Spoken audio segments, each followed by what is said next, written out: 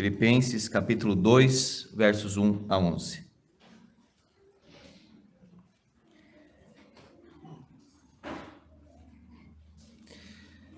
Assim diz a palavra de Deus: se há, pois, alguma exortação em Cristo, alguma consolação de amor, alguma comunhão do Espírito, se há entranhados afetos e misericórdias, completai a minha alegria de modo que penseis a mesma coisa, tenhais o mesmo amor, sejais unidos de alma, tendo o mesmo sentimento. Nada façais por partidarismo ou vanglória, mas por humildade, considerando cada um os outros superiores a si mesmo. Não tenha cada um em vista o que é propriamente seu, senão também cada qual o que é dos outros. Tende em vós o mesmo sentimento que houve também em Cristo Jesus, pois ele, subsistindo em forma de Deus, não julgou como usurpação o ser igual a Deus. Antes, a si mesmo se esvaziou, assumindo a forma de servo, tornando-se em semelhança de homens, e reconhecido em figura humana. A si mesmo se humilhou, tornando-se obediente até a morte e morte de cruz.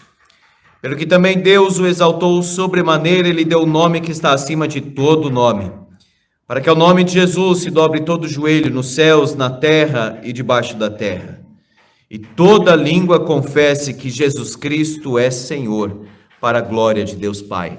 Amém. Vamos orar mais uma vez, irmãos. Feche seus olhos e coloque na presença do Senhor.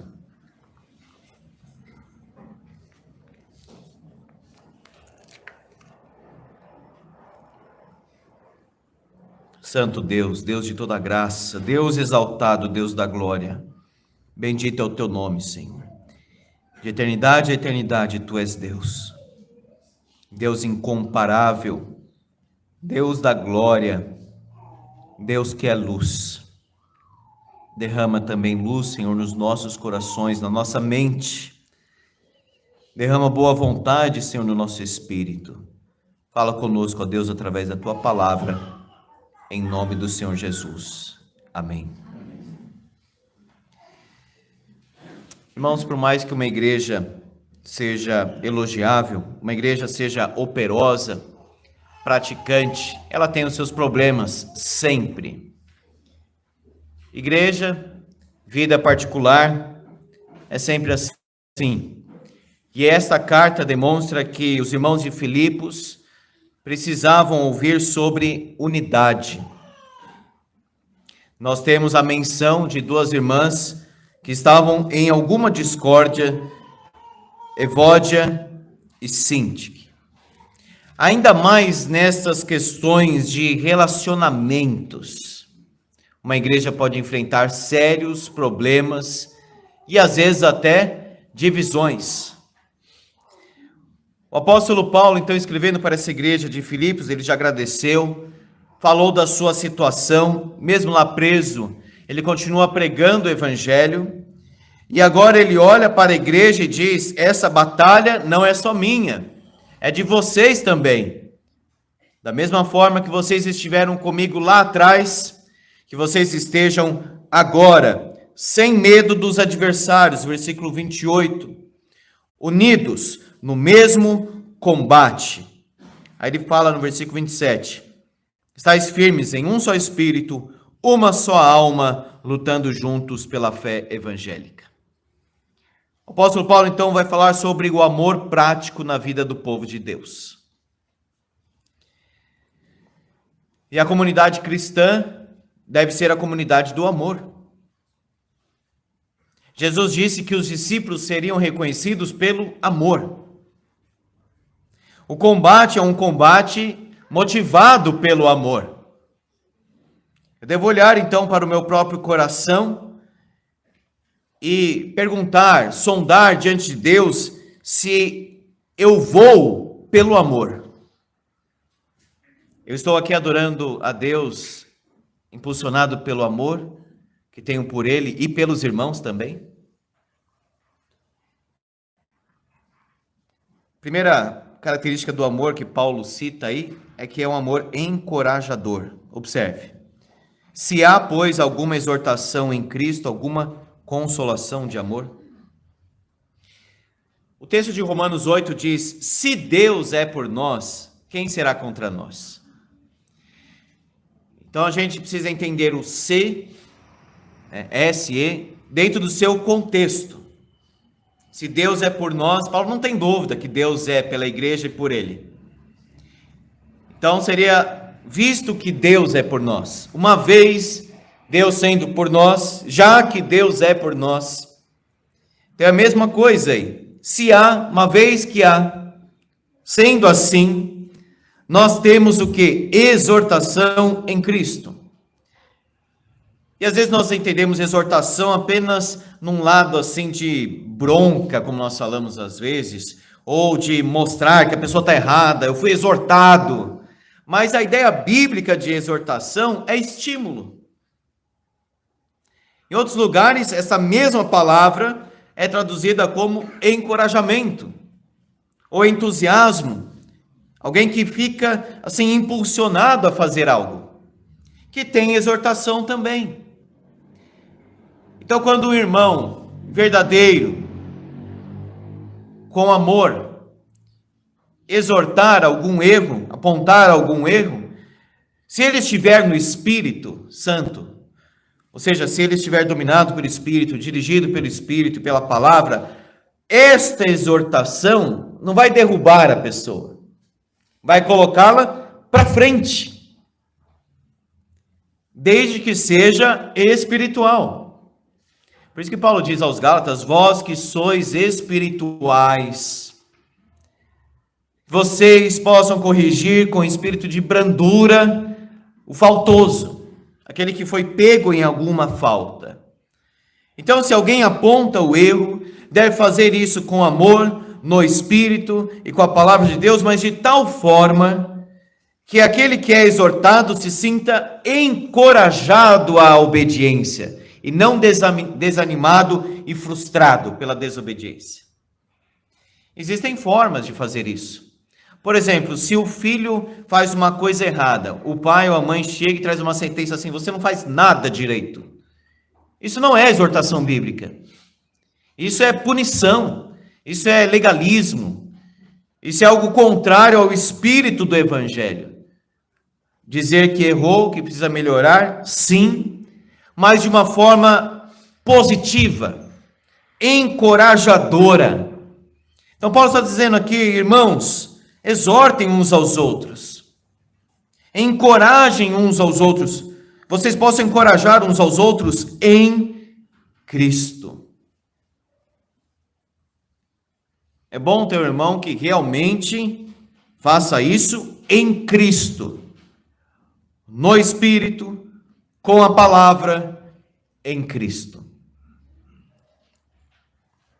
Um amor encorajador. Segundo, um amor consolador. Veja, alguma consolação de amor. As palavras são muito próximas aqui: exortação, encorajamento, consolo. Mas aqui, neste caso, consolação de amor se refere a acalmar alguém, confortar, trazer tranquilidade no coração. De um lado tem exortação? Tem. Do outro lado tem também consolo. As duas coisas são importantes. As duas coisas devem andar juntas. Porque se há apenas a crítica, por exemplo, na questão dos filhos, eles ficarão desanimados. Se há apenas esse aspecto, essa preocupação de consolo, de acalmar, o erro não será corrigido. Então as duas coisas caminham juntas. O coral cantou esse cântico belíssimo, que no culto do presbitério ontem foi entoado também ao Senhor. Na oração, encontro calma. Esse mundo é um mundo perturbado. E o nosso coração muitas vezes reflete isso, essa inquietude, essa perturbação, essa ansiedade, essa expectativa do que vai ou não acontecer, do que nós temos que enfrentar. E é na oração que o nosso espírito acalma. Agora, o que Paulo está dizendo aqui é o seguinte: que eu posso encontrar consolo no amor de Cristo, e eu posso ser também uma fonte de consolo, de ânimo, de calma, de conforto, de tranquilidade para outras pessoas. Então, se alguém está chorando, abatido, frustrado talvez, desanimado, talvez até com a fé cristã, uma das coisas que você certamente pode fazer é o seguinte: irmão, posso orar por você agora? E ora, lê um texto da palavra, e dá um abraço também, e faz alguma coisa nesse sentido para trazer tranquilidade. E se você fizer isso, e abraçar este ministério de consolação, certamente as pessoas vão dizer para você o seguinte: agora eu estou melhor. Eu já estou me sentindo melhor. Agora não é nem você nem eu, é o Espírito Santo agindo. Basta orar, basta ler a palavra, basta se colocar nas mãos de Deus, dizendo: Senhor, que eu possa acalmar aquele coração enlutado, eu possa acalmar aquela pessoa que está totalmente ansiosa. O texto diz consolação de amor. Terceiro, amor espiritual, alguma comunhão do Espírito. Não é comunhão social, é comunhão espiritual. Porque o Espírito é o que dá vida. O Espírito é o selo de Deus que nós pertencemos a Ele. O Espírito é penhor, ou seja, é aquela garantia de que nós seremos dele para sempre. O Espírito Santo é quem frutifica as virtudes no nosso coração. O Espírito Santo é que direciona a nossa vida. O Espírito Santo é quem nos faz testemunhas de Jesus. E é o Espírito Santo que lá dentro intercede por nós. Então a exortação, a consolação e a comunhão entre nós só é possível pelo Espírito. Não é uma programação que a gente vai fazer, agora o povo tem comunhão. Não, é a oração que se faz. É mais leitura bíblica, é mais oração, é mais quebrantamento. Não é uma união de estar ao lado de alguém fazendo alguma coisa, os dois gostam de fazer aquilo. Eu passei ali hoje perto de uma banca, indo para casa, e o pessoal estava lá lotado na banca, trocando aquelas figurinhas de Copa. Todo mundo rindo, animado. Você vai chamar aquilo de comunhão? Não, eles gostam da mesma coisa, eles gostam dessas figurinhas do álbum da Copa. Pagando alto preço, inclusive, por essas figurinhas. Isso não é comunhão. Sabe o que eu falo, irmãos? Porque às vezes nós marcamos um encontro na igreja e o povo vem e fica feliz em fazer aquela programação ótima, necessária. Mas isso não quer dizer necessariamente que aquelas pessoas estão unidas ali em comunhão. Não necessariamente. Programações são muito importantes. A oficina de missões que tivemos aqui do nosso presbitério foi um trabalho assim maravilhoso. Mas o que eu quero dizer é o seguinte: se eu não estiver buscando a Deus em oração, em leitura bíblica, em santidade de vida, como nós vimos pela manhã, eu não estarei em comunhão com os meus irmãos, ainda que esteja fazendo as coisas assim com eles. A comunhão é do Espírito. É um amor espiritual que nós temos pela igreja e pelos irmãos. Não é amor de convivência, não é amor de sociedade, de comunidade, é o amor do Espírito. E observe que o E aí é maiúsculo. Há uma discussão se realmente Paulo estava falando aqui do Espírito Santo ou do Espírito, ou seja, da alma, porque é a mesma palavra para traduzir tanto o Espírito do ser ou o Espírito no que se refere ao Espírito Santo. Mas pelo contexto, se encaixa melhor, de fato, a referência ao Espírito Santo. Porque a comunhão só é possível, ainda que seja aquela comunhão interna, também pelo Espírito Santo. Comunhão do coração pelo Espírito. Seria isso que Paulo tivesse a intenção aqui de colocar para a igreja. É um amor espiritual. Quarto, amor entranhável. E aqui, irmãos, a gente precisa realmente pensar na nossa vida, se chegamos a este ponto. Se há entranhados, que palavra é essa? Entranhados afetos e misericórdias. Em cada cultura se fala sobre a sede do sentimento de uma forma. A gente fala muito do coração. O meu coração está sentindo isso e aquilo. Às vezes o Antigo Testamento vai falar do rim. Já viu aquela coisa de sentir um frio na barriga quando o carro foi assim, ou montanha-russa, essa coisa, você sente assim? Então o judeu falava mais de uma questão de emoção forte, muitas vezes no rim, nas entranhas. Outras culturas falam do fígado. Quer dizer, cada um falava de um jeito. O que Paulo está falando aqui é o seguinte: aquelas partes interiores, mais profundas, aquelas partes internas, as entranhas, a sede das emoções, é amar alguém com muita profundidade. São sentimentos ternos aqui que ele está falando. Um amor entranhável, se há entranhados afetos e misericórdias. Amar nas entranhas, mais ou menos isso que Paulo está falando. Amar no sentido mais profundo do seu ser, a igreja e os irmãos. Estou perdoando, estou intercedendo, estou em comunhão com os irmãos, me interesso pela condição dos irmãos, quero servir os irmãos. Depende deste amor aqui mais profundo do nosso coração.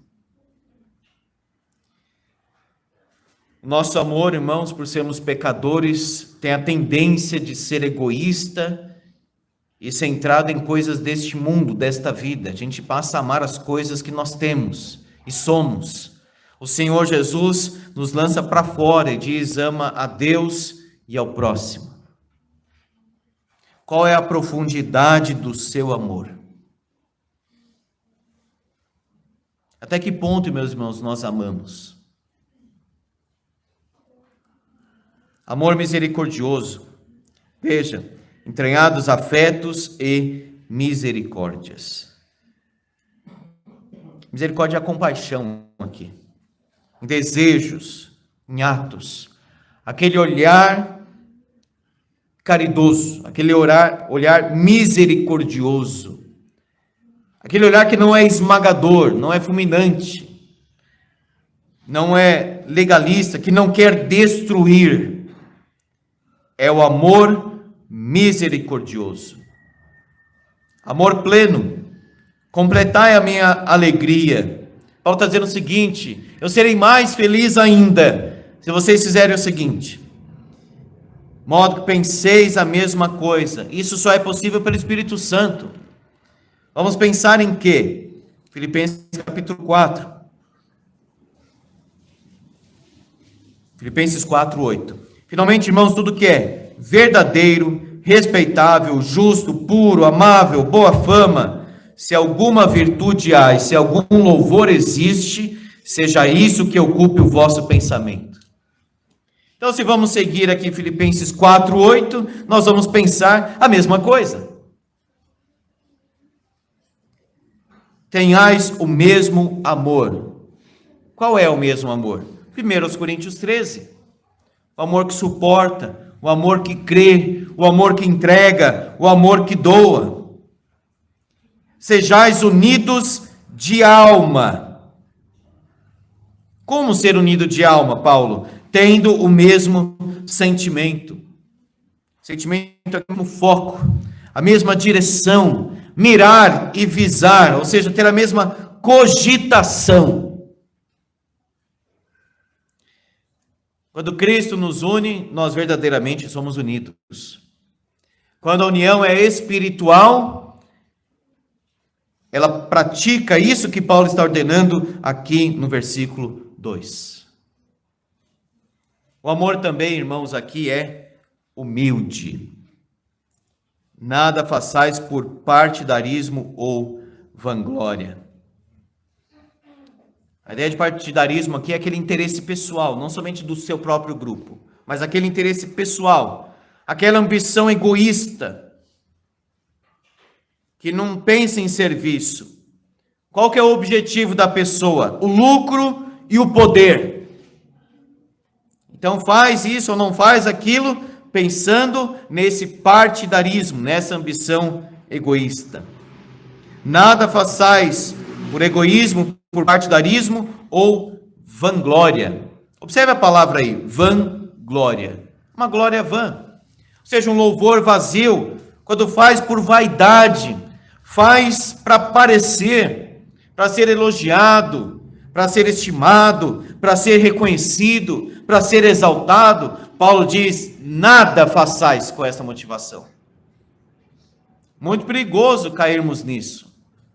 Por que eu estou fazendo o que eu faço? Para Deus, muitas vezes, isso é mais importante do que o que eu estou fazendo. Não é simplesmente fazer, mas é fazer com a motivação correta. E aí precisa sondar o coração. Não fazer por partidarismo, não fazer por vanglória, mas por humildade, amor humilde, considerando os outros superiores a si mesmo.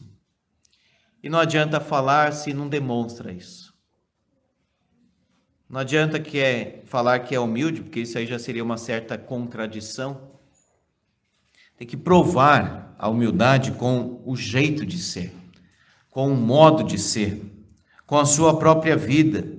Veja, considere a pequenez pessoal. Os outros superiores a si mesmo. Isso aqui é uma luta contra a nossa própria carne terrível. Eu sou assim. Se for, é pelo Espírito Santo. Porque a tendência do homem pecador, eu e você, é a carnalidade, é o egoísmo. É querer se exaltar, falar bem de si mesmo, procurar os seus próprios interesses, se colocar acima do outro. Tira uma nota boa lá na prova, quer ver quem tirou menos, para dizer, tirei mais do que eles, fui melhor do que eles. Sempre tentando superar o outro, e aí quando supera tem aquele sentimento carnal de vitória e de triunfo. Paulo diz, abandona isso, seja humilde. Pelo contrário, não mire o que é propriamente seu, senão também cada qual o que é dos outros. Qual que é o interesse do outro? Qual que é a necessidade do outro? E amados, quem fez isso perfeitamente? Quem pensou no outro de uma forma perfeita? Quem poderia ser o maior exemplo para nós neste sentido? É o Senhor Jesus. Tem de vós o mesmo sentimento que houve também em Cristo Jesus. Aquele sentimento não é o uso que a gente faz da palavra sentimento, eu estou sentindo isso. Não é a mesma cogitação, o mesmo propósito, tem a mesma disposição que teve Cristo. Sendo Deus, não julgou como usurpação, ou seja, algo em que ele deveria se apegar. Ele não se apegou a isso. Ele não se apegou o ser igual a Deus. Se esvaziou, não da sua divindade, mas da sua glória, que ficou, de certa forma, oculta na sua encarnação. Então ele pensou no outro totalmente. Da glória ele veio para a terra. Ele foi humilde. Ele foi humilde. O maior exemplo de humildade é do Senhor Jesus, na sua encarnação no seu ministério, na sua morte. O próprio Filho de Deus ali ajoelhado, lavando os pés dos seus amigos, dos seus discípulos.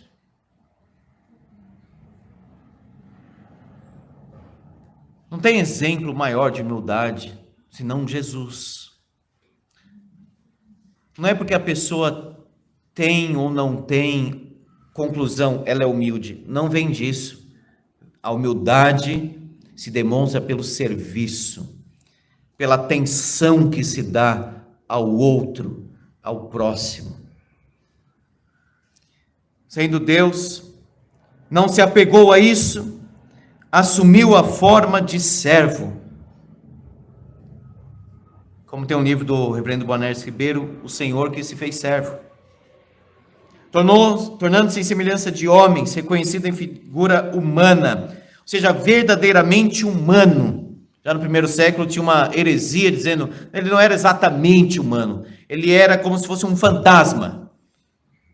Tem um espírito, mas não tem um corpo, não tem a matéria, porque a matéria, segundo eles, é má. A filosofia grega, certa parte dizia isso, a matéria é má, o espírito é bom. Então o homem está na prisão. A prisão da alma é o corpo, então ele não pode se encarnar. Paulo está dizendo, não, ele se encarnou mesmo, mas ele não é filho de Adão.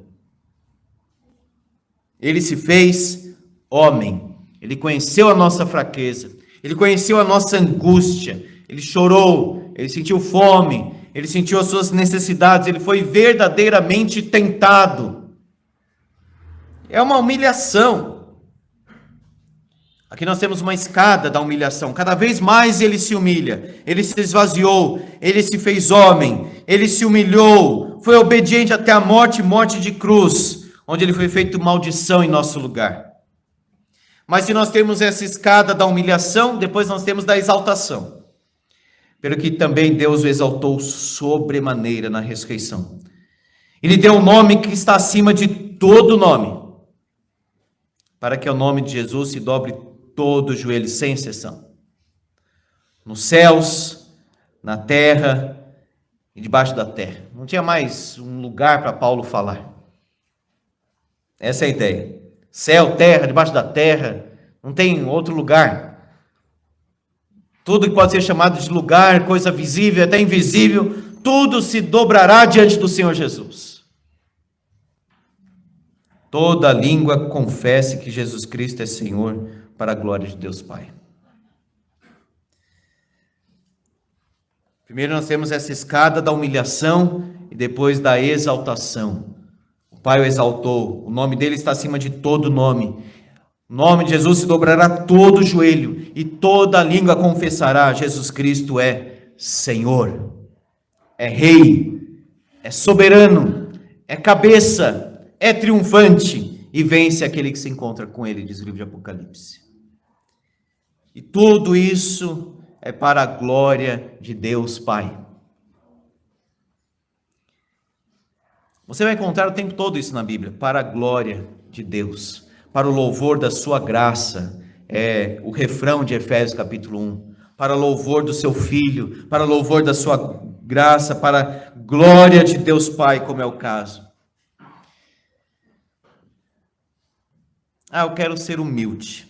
Contemple a glória de Deus. Contemple a grandeza de Deus.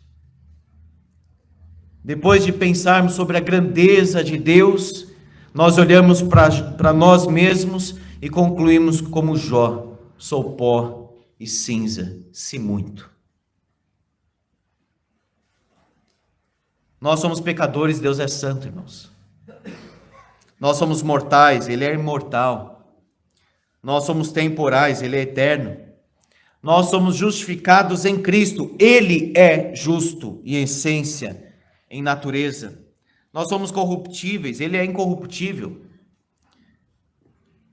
Menor, Ele é maior. Nós somos terrenos, Ele é celestial. Nós somos limitados em tudo, Ele é ilimitado em tudo. Não há nenhum limite no ser de Deus. Se nós somos fracos, Ele é forte. Se nós somos pó e cinza, Ele é o Deus Todo-Poderoso que nos ama. Deus é amor. Aquele que conhece a Deus, ama. Se alguém não ama, não conhece a Deus. Vamos amar mais, irmãos. Essa foi a oração de Paulo. Também faço esta oração, que o vosso amor aumente mais e mais. Mais amor na nossa vida significa mais Deus na nossa vida. Que Ele assim nos ajude. Amém. Vamos orar.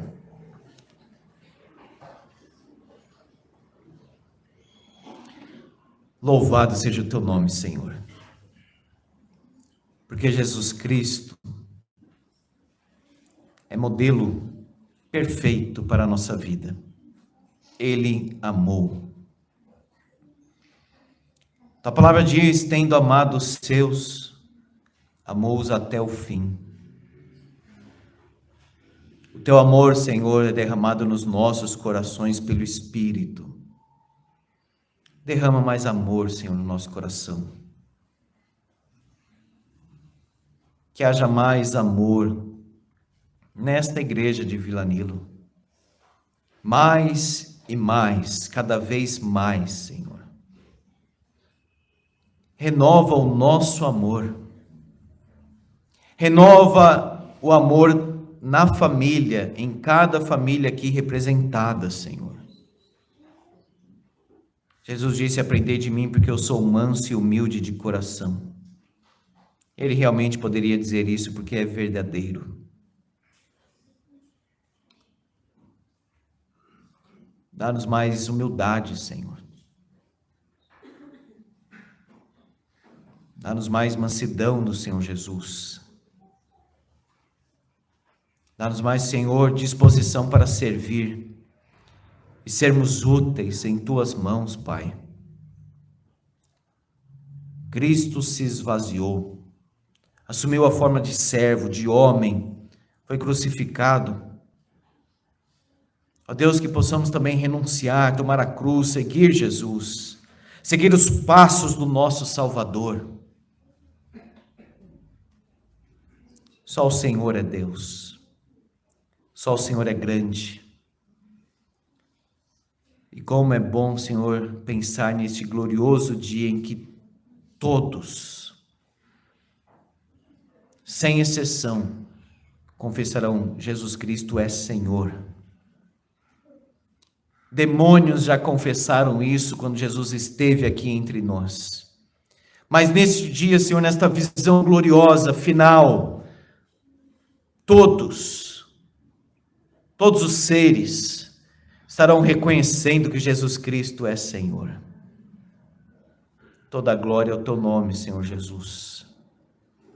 Seja bendito o nome de Jesus por toda a eternidade.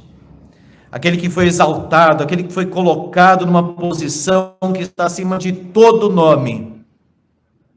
Portanto, que a nossa vida, Senhor, exista. Que a nossa vida tenha sentido somente para a glória do nome do Senhor Jesus. Que Cristo, portanto, seja exaltado, glorificado, adorado, buscado, conhecido, que os nossos olhos estejam nele, porque Cristo é a nossa vida, o motivo do nosso louvor. Obrigado pela obra de Jesus, obrigado pelo perdão de Jesus, obrigado pela pessoa de Jesus, que tem toda a autoridade sobre céu e terra, e disse que estaria conosco todos os dias até o fim. Ele está conosco. Seja bendito o Cordeiro, em nome de Jesus. Amém.